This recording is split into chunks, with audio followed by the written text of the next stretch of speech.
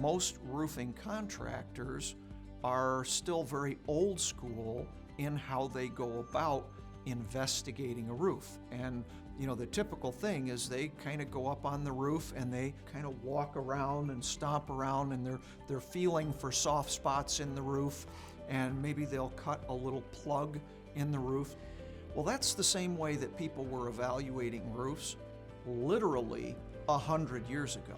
What we've done is invest in the technology. We have infrared technology, nuclear scanning technology, and so we bring these things to bear to essentially take an MRI of the roof so that we know exactly what's going on there. You might think of it like an X-ray.